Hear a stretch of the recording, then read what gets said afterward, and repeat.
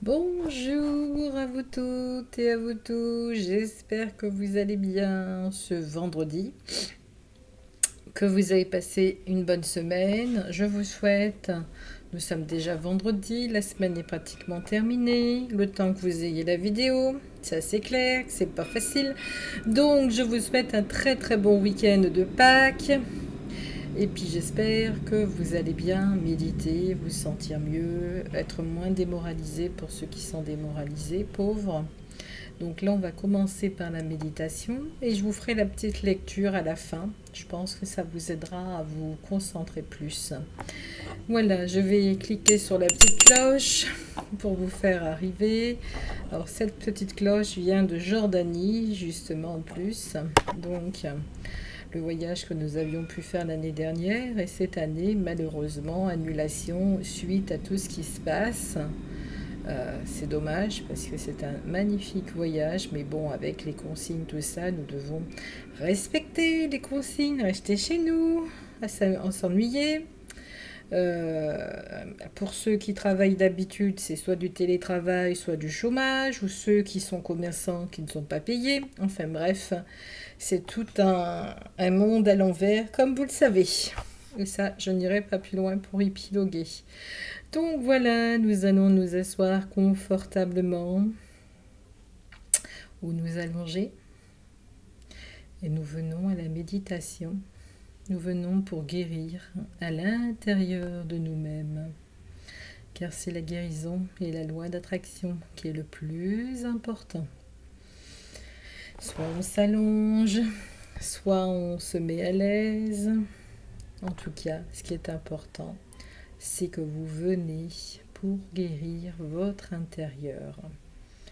Alors, une fois que je suis assise ou allongée, je vais respirer une première fois et je vais mettre mes racines en Gaïa, en la terre nourricière, qui est déjà en train de me nourrir, de me donner des énergies, qui est en train de me donner son amour.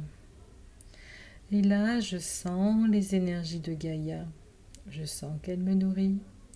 Je sens qu'elle vient pour me donner la joie, l'amour, le bien-être, la guérison de la terre et puis du ciel également, n'oublions pas. Et là, je vais sentir 900 milliards d'énergies qui sont puissantes, qui sont amour.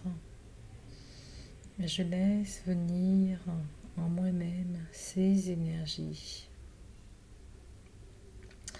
Et je respire profondément. Comme l'enfant qui vient au monde, comme l'enfant qu'on attend, je suis attendu par le Père, par la source, par Dieu lui-même. Je suis attendu comme l'enfant qui est venu au monde. Et là, je vais sentir comme si j'avais une fusée à la place de mes corps, que je monte jusqu'au ciel. Et là, je vois les anges, je vois les archanges, les êtres de lumière. Je suis dans le paradis céleste. Je suis avec Dieu le Père. Je suis avec ma famille que j'ai perdue. Je suis avec mes êtres chers. Je ne suis pas toute seule ou tout seul. Je les prends dans mes bras. Je les remercie de me protéger. Et là, je m'en vais sur ce petit nuage d'amour, de joie, de bonheur. Prendre une tasse de thé. Oui, je prends la tasse de thé qu'on m'offre avec gratitude, je la prends. Et là, des fauteuils ou des sièges m'attendent pour dialoguer avec ma chère famille disparue. J'apprécie ce moment de détente, j'apprécie ce moment de bonheur, de joie, de gratitude envers Dieu, envers le Père. Ce qu'il m'offre est excellent. Je prends le temps de prendre cette tasse de thé ou de café, enfin bref, ce que vous voulez dedans, chocolat. Je prends le temps de déguster ce moment présent avec membres de ma famille. Je leur pose des questions, si j'ai besoin de savoir comment ils vont, de savoir pour mon avenir ce qui va se passer. J'écoute bien ce qu'ils me disent, les conseils également. Je demande pour le monde, parce qu'ils voient très bien maintenant ce qui se passe. En tout cas, ils me disent que je suis belle, que je suis beau, que je suis protégée. C'est surtout ça, l'essentiel. Et je suis toujours sur ce nuage divin où je suis bien. Je n'ai pas envie de redescendre. Je suis tellement bien que je n'ai plus envie de faire quoi que ce soit que de rester dans ce nuage. Elle me dit, mes êtres chers, mes guides, mes familles d'âme me disent, c'est d'un ennui actuellement. Ce que vous vivez n'est pas facile, mais ça va s'améliorer après. C'est un moment difficile. Et ensuite, le bonheur reviendra. L'égalité aussi. Et puis là, je vais me concentrer, me dit l'ange, sur la loi d'attraction. Ça fait plusieurs fois qu'on te le dit et redit. Concentration sur la loi d'attraction. Tu dois te concentrer sur ce que tu veux créer. Alors, je veux créer, je dis, un monde où je peux travailler, un monde où je peux créer. Ça dépend de mon métier. Mais je veux travailler, dis-je. Je veux gagner mon argent. Je ne veux pas être cloîtré à la maison, avoir besoin d'un papier pour sortir, devoir signer tous les jours avec une heure précise. Je veux, dis-je à l'ange, être libre. Je désire et je mets en place par la loi d'attraction en visualisant la liberté. L'ange le comprend très bien. Il le consigne à l'univers. Ensuite, je lui dis à l'ange ce que je veux aussi, ange, archange, c'est la guérison. Je veux que le monde guérisse de la peur, de la frayeur, des angoisses, de la déprime, de toute maladie. Et je veux que ma famille et moi-même soyons guéris de quoi que ce soit qui puisse nous arriver. Alors l'ange le consigne, il envoie à l'univers et moi je le visualise. Alors je veux, ange, je désire et je veux que la fraternité des hommes et des femmes, des êtres humains, soit fort et non diversés.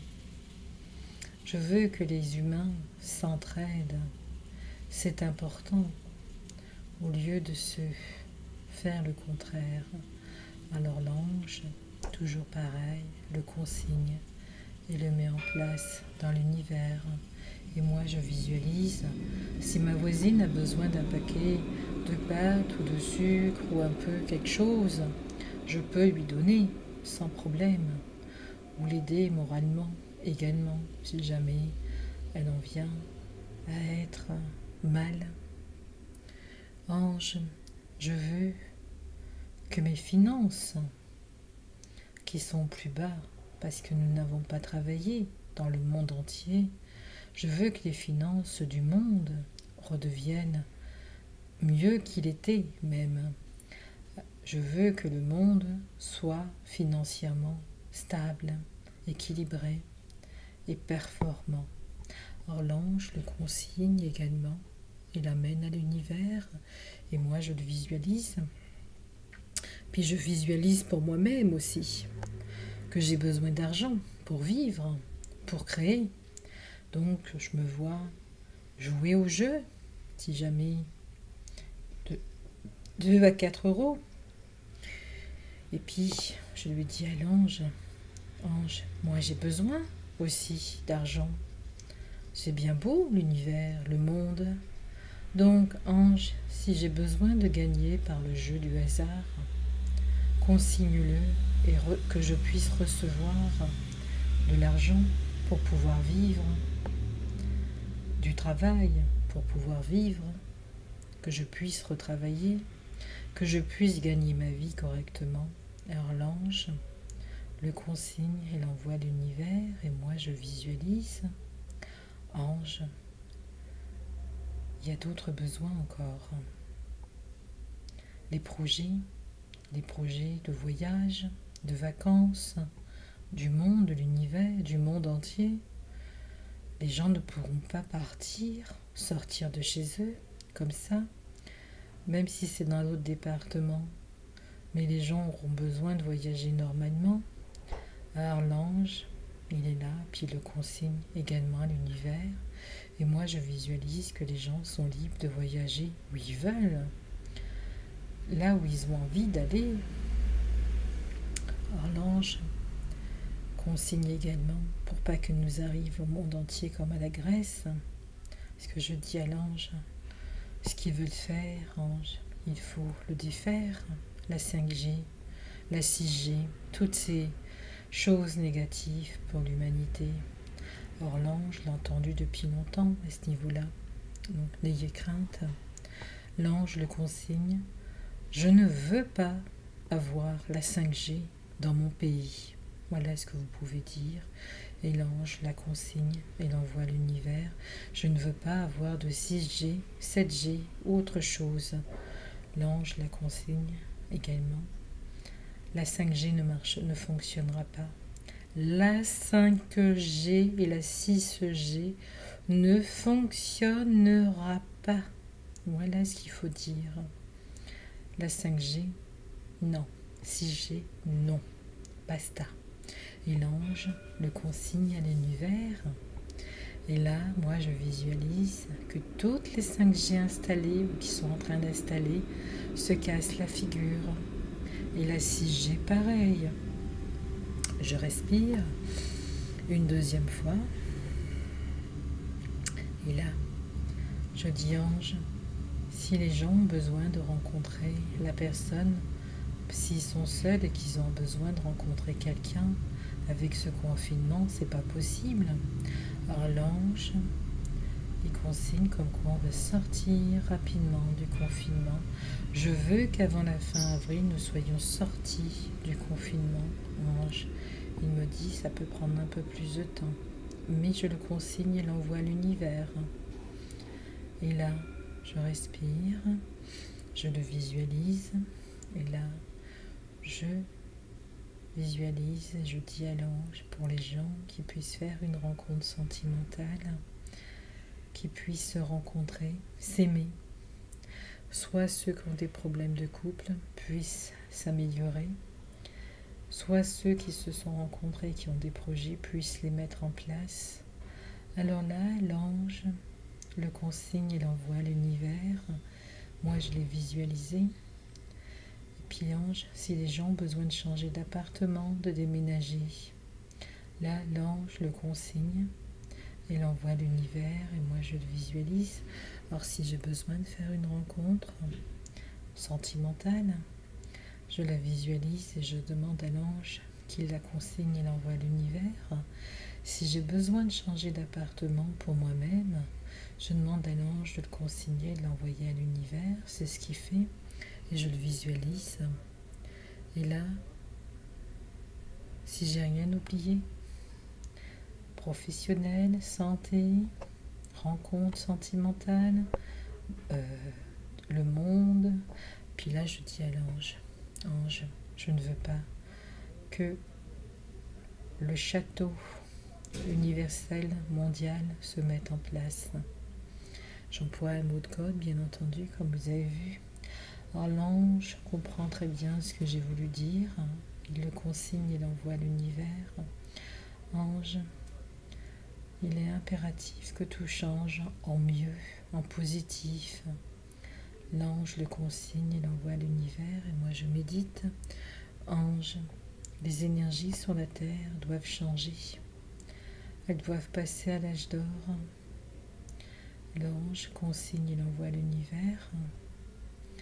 Et là, je vois les énergies de l'âge d'or qui se déposent sur la terre. L'ange me dit, tu dois croire à tout ce que tu as besoin de créer, car tu l'as évoqué à voix haute et moi je l'ai envoyé à Dieu, à l'univers. Dieu prend en compte toutes vos demandes, mes enfants, dit l'ange. Et le Saint-Esprit qui est présent nous vous dit, tout est consigné dans l'univers, tous vos désirs, et nous déposons au pied de la terre, Gaïa, l'âge d'or. Seulement, il faut que vous changiez également. Le nettoyage se poursuit. Là, vous respirez une troisième fois profondément et vous allez sentir que tout ce que vous avez accumulé comme croyances, bien sûr fausses, comme karma, culpabilité, mensonge, peur, frayeur, etc., toutes les mauvaises énergies s'en vont de vos âmes et de vos corps. Tout ce qui ne vous appartient pas repart à l'univers, au Père. Il les brûle dans le feu divin. Et vous vous sentez mieux, à l'aise. Vous vous sentez comme les enfants de l'univers. Vous vous sentez mieux. Vous vous sentez léger. Et vous vous sentez heureux. Alors, vous savez qu'il y a des restrictions d'internet actuellement, que c'est pas facile de vous envoyer les vidéos. Alors, une dernière chose avant que je vous lise le chapitre sur les peurs et les frayeurs. Vous allez tous faire une ronde, dit le Père, avec les anges. Le Saint-Esprit qui est au milieu de vous envoie la colombe du miracle, vous envoie la paix et l'amour sur votre terre. Et là, vous allez prendre la main de vos voisins, leur envoyer de l'amour, de la gratitude au Père, à tous les êtres, de la guérison pour chacun d'entre vous. Vous méritez d'être guéri et non d'être malade. Et vous, que vous soyez bénissés. Le Père vous dit, je vous bénis mes enfants, par le Saint-Esprit, je vous bénis. Et là, vous respirez confortablement. Et je vais vous faire la lecture du chapitre. Alors, il faut que je retrouve, j'ai mis un post-it pour la page. Car nous approchons de cette Pâque qui est importante. Oh, je crois que j'ai fait un petit peu de bêtises. Donc là, nous allons lire que c'est la grande jonction. Accepter l'expiation pour toi-même le signifie.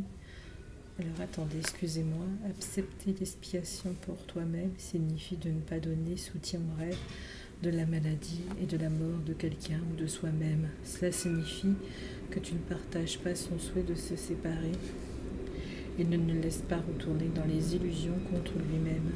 Tu ne souhaites pas non plus qu'elle soit retournée plutôt contre toi, ainsi elles n'ont pas d'effet.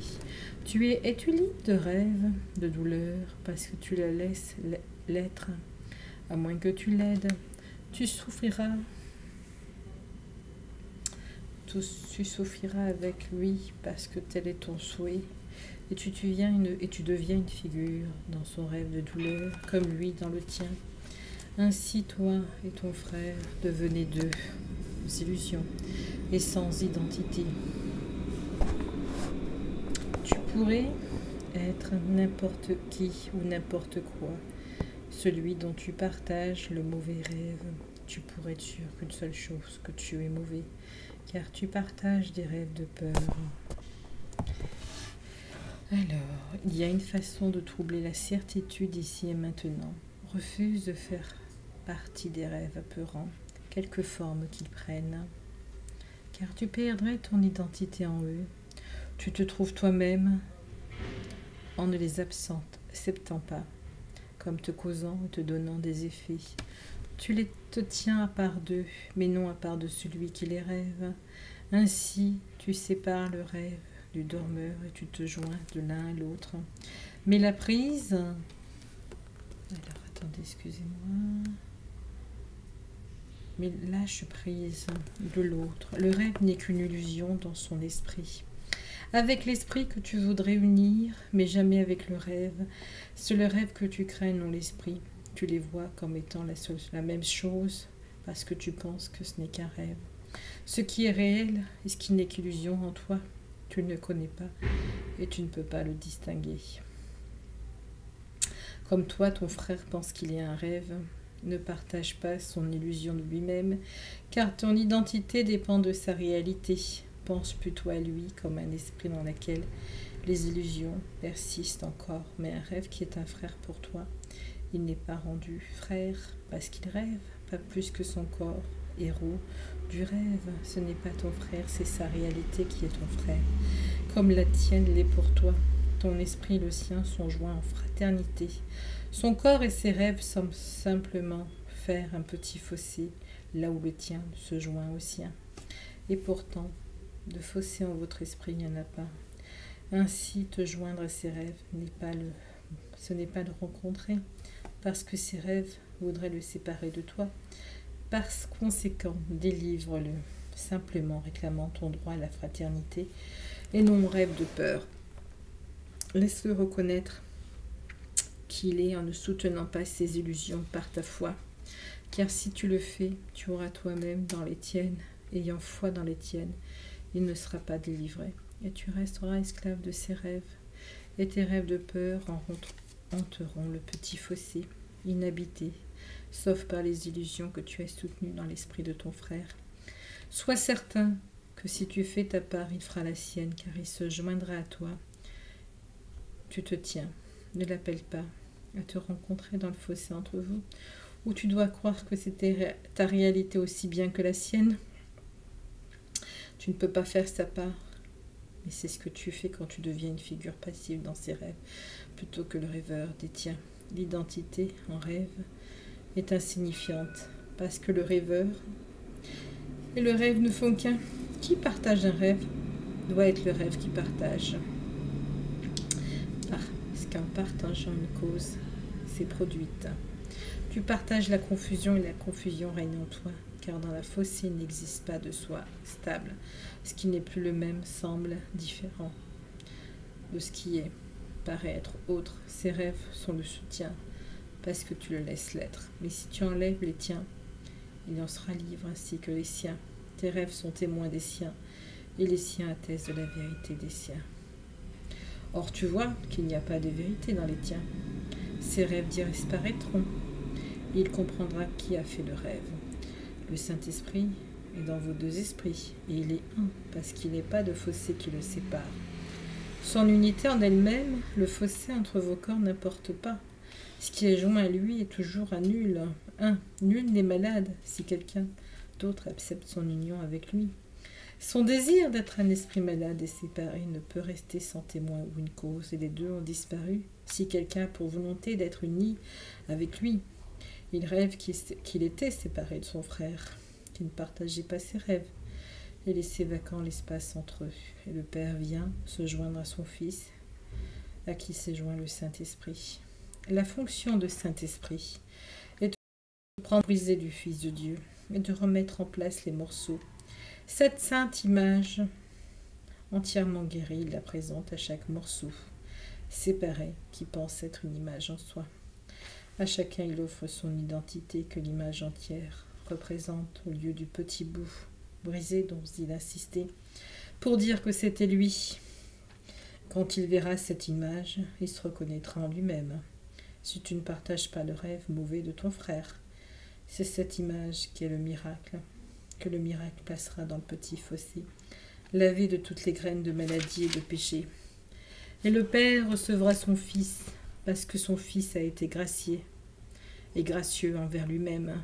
Je te rends grâce, Père, connaissant que tu viendras combler chaque petit fossé entre les morceaux brisés de ton saint et Fils. Ta sainteté complète et parfaite réside en chacun d'eux. Ils sont joints parce que qui est en l'un est en tous, comme est le sang le plus petit. Alors excusez-moi, comme est le sang le plus petit grain de sable. quand il est reconnu comme faisant partie de l'image complète du Fils de Dieu. Les formes qu'il s'en prendre les morceaux brisés ne signifient rien, car le tout est en chacun. Et chaque aspect du Fils de Dieu est exactement le même que toute autre partie. Ne te joins pas au rêve de ton frère, mais joins-toi à lui, et à là où tu joins au Fils et le Père, qui cherche des substituts quand il perçoit qu'il n'a rien perdu. Qui voudrait avoir des bénéfices de la maladie quand il a reçu le simple bonheur de la santé? Ce que Dieu a donné ne peut être une perte, et ce qui n'est pas de lui n'a pas d'effet. Qu'est-ce donc que tu percevrais dans le petit fossé? Les graines de la maladie viennent de la croyance qu'il y a de la joie dans la séparation et que de l'abandonner serait un sacrifice, mais les miracles sont le résultat quand tu n'insistes pas pour voir le fossé qui n'est pas là. Ton désir de lâcher prise des illusions, voilà tout ce qu'aurait écrit le guérisseur du Fils de Dieu. Il placera les miracles de la guérison là où étaient les germes de la maladie. Il n'y aura pas de perte, mais seulement des gains. Alors, l'alternative au rêve de peur, qu'est-ce qu'un sentiment de maladie? Si c'est un sentiment de limitation, d'une coupure ou d'une séparation, d'avec un fossé qui est entre toi et ton frère, qui est maintenant vu comme la santé, aussi bien le bien est vu comme étant à l'extérieur et le mal dedans, de sorte que la maladie se sépare du soi, avec le bien, en regardant le mal dedans. Dieu l'alternative au rêve de la peur. Qui a peur en eux ne peut jamais avoir part en lui, mais qui retient la part de son esprit s'y prend part en lui? Il n'y a pas d'autre choix. À moins que tu le partages, rien ne peut exister. Tu existes parce que Dieu a partagé sa volonté avec toi, afin que sa création puisse créer. C'est de partager les rêves, mauvais de haine, de malice et d'amertume, et de mort, de péché, de souffrance et de douleur, et de perte qui les rend réels. Non partagés, ils sont perçus comme insignifiants. Et la peur a disparu, parce que tu ne leur as pas donné ton soutien. Or, la peur a disparu, là doit venir l'amour, parce qu'il n'y en a que ces alternatives. L'une apparaît, l'autre disparaît, et celle que tu partages devient la seule que tu as. Tu as celle que tu acceptes, parce que c'est la seule que tu souhaites avoir. Tu ne partages pas de mauvais rêves, de rêves mauvais. Si tu ne pardonnes au rêveur, il perçoit qu'il n'a pas le rêve qu'il a fait. Ainsi, il ne peut pas faire partie du tien.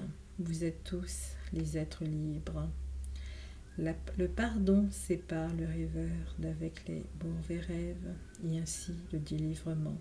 Souviens-toi que si tu partages un rêve mauvais, tu croiras que tu es le rêve que tu partages, et en le craignant, tu ne voudras pas connaître ta propre identité, parce que tu penses qu'elle est effrayante. Tu nieras ton soi et tu partageras sur une terre étrangère que ton Créateur n'a pas faite, où tu sembles être un quelque chose que tu n'es pas. Tu feras la guerre à ton soi, qui semble être ton ennemi, et tu attaqueras ton frère en tant que partie de ce que tu es. Il n'y a pas de compromis, tu es son soi ou une illusion. Que peut-il y avoir entre une illusion et la vérité? Et entre deux, où tu peux être une chose qui n'est pas toi, dois être un rêve et ne pas être la vérité. Tu as conçu un petit fossé entre les illusions et la vérité pour être le lieu où résiste toute ta sécurité. Où est ton soi est bien caché parce que tu as fait. Là établit un monde qui est malade, et ce monde qui perçoit les yeux du corps, là résonnent les sons qu'il entend, les voix que ses oreilles ont faites pour entendre. Or la vue, les vues et les sons que ton corps peut percevoir sont insignifiants. Il ne peut ni voir ni entendre, il ne connaît pas ce qui essaie de voir et ce que sert d'écouter. Il est aussi peu capable de percevoir que de juger, de comprendre, de connaître. Ses yeux sont aveugles, ses oreilles sont sourdes. Il ne faut pas penser, or dont il ne peut avoir aucun effet. Qu'est-ce que Dieu a créé pour être malade? Et qu'est-ce que Dieu n'a pas créé qui puisse être? Ne laisse pas tes yeux contempler un rêve. Tes oreilles portent témoignage de l'illusion. Ils ont été faits pour regarder un monde qui n'est pas là, pour entendre des voix qui ne peuvent faire aucun son. Or, il est d'autres sons et d'autres vues qui peuvent être vues, entendues et compris. Car les yeux et les oreilles sont des sens dénués de sens. Et ce qu'ils voient et entendent, ils ne font que le rapporter. Ce n'est pas eux qui voient et entendent, mais toi, qui assemble tous les morceaux biscornus de chaque bribe, insensé de chaque miette de preuve, et d'en faire un témoin du monde que tu veux. Ne laisse pas les oreilles et les yeux du corps percevoir ces innombrables fragments vus dans le fossé que tu as imaginé, et de les laisser persuader leur faiseur que ces imaginations sont réelles.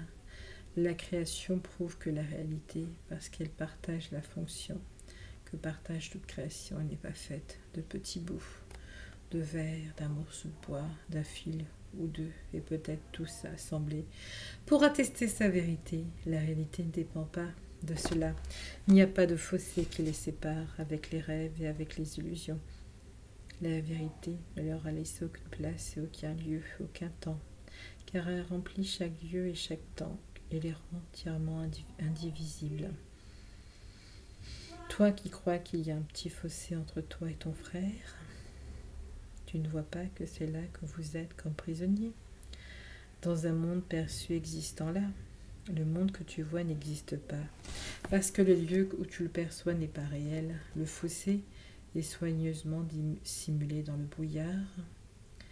Et des images brumeuses s'élèvent pour couvrir de formes vagues et incertaines, aux lignes changeantes à jamais insubstantielles et les indécises.